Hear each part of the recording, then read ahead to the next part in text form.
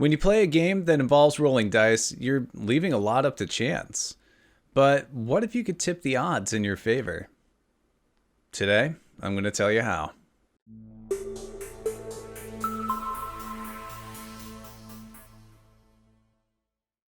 Greetings, Vault Dwellers, and welcome to the Wasteland. This is your Overseer speaking, Three-Eyed Townie, and today we're going to be talking about action points and luck, the almighty meta currency for Fallout, the Tabletop RPG by Modiphius. This video is a continuation of a Learn to Play series where I'm breaking down the core rules of the game. Each video will cover different aspects of the mechanics, describing what situations they would apply to, and I'll give you some in-game examples to back it up. Didn't like your roll? Want to roll more dice? Are you feeling lucky? First, let's talk about action points. The player can generate action points when they roll additional successes over the difficulty of a skill test. For example, let's say you rolled 3 successes on a difficulty 1 test. Those additional 2 successes could then be banked as action points. Now, all players in a party share their action points, and the most they can have at any one time is 6. When the player banks these additional successes as action points, it becomes what's known as a meta currency. The players and the game master will use action points to make certain things happen when they're playing the game. Action points can be used in the following ways. Buying additional d20s. The player can spend action points to purchase additional d20s when performing a skill test. Now, as a standard, the player gets 2 d20s, but they have the option to purchase 3 additional d20s, making a total of 5. The first one they purchase is 1 action point, the second one they purchase is 2 action points, and the third one they purchase is 3 action points. Obtaining information. The player can ask the game master a single question which they have to answer truthfully.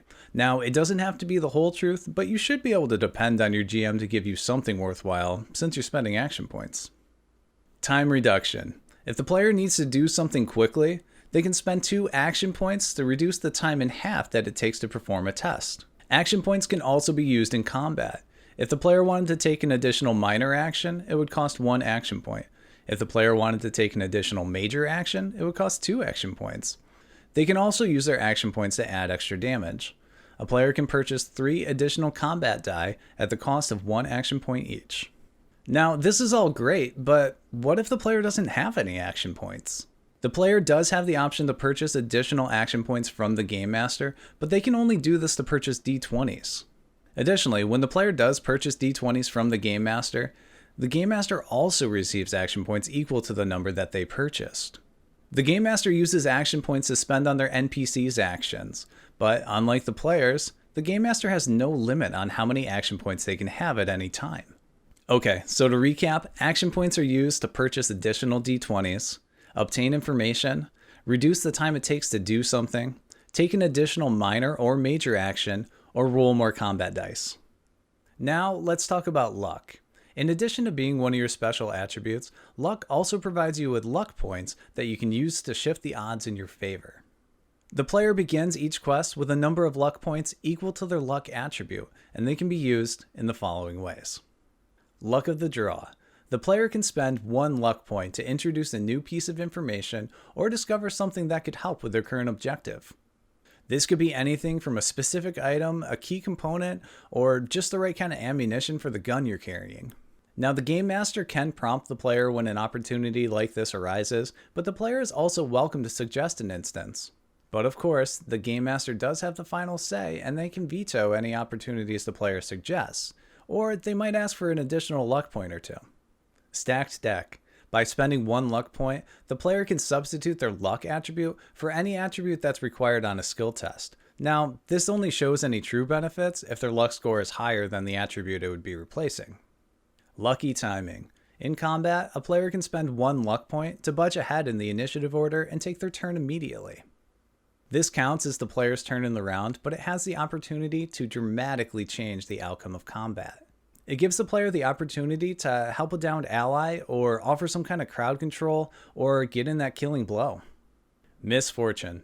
This gives the player the opportunity to reroll d20s on a skill test, or up to 3 combat dice on an attack. Now, you can only re-roll each die once, and every time you do, it costs you a luck point. And you have to accept the new number rolled, even if it's worse than the original. Now there's two different ways that you can regain luck. The first being by reaching a milestone.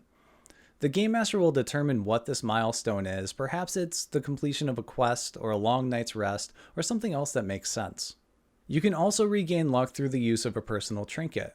Once per quest, outside of combat, a player can spend some time reflecting on a personal item they have. And when they do that, they can regain 1 luck point. This is a cool way to encourage roleplay moments and engage in narrative gameplay.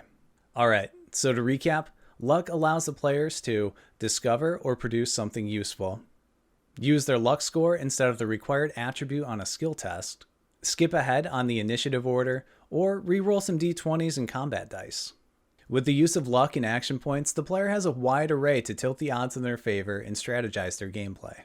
I really enjoy how action points are pooled together in the party. It encourages the players to communicate with one another and strategize how they're going to go forward. It nurtures a team mentality with shared goals, because even if it's just one player taking the action, everybody has a stake in the game at this point. Luck introduces this wildcard element, which is very much in the Fallout aesthetic. It gives the player the opportunity to essentially will things into existence, or at least try to. For the sake of balance, a player is not going to be good at everything, but in those moments when the odds are against you, some well-spent action points and a little bit of luck can make the difference between rising to the occasion or becoming a Deathclaw's dinner. Thanks so much for watching. I hope you found this breakdown helpful, and if you did, please like the video and subscribe to the channel. This video is a continuation of a Learn to Play series, and if you don't want to miss when the next one's coming out, you can hit the bell for notifications. As always, you can find the Fallout 2D20 unofficial fan community everywhere on the internet. We're on Facebook, Instagram, Twitter. We have a very active Discord community and Reddit as well. I'll leave links to my socials in the description too. And if you haven't already, you can pre-order Fallout the role-playing game directly from Modiphius' online shop, and I'll leave a link for that in the description too. Thanks again for watching. Please like and subscribe, and of course, I'll see you in the wasteland.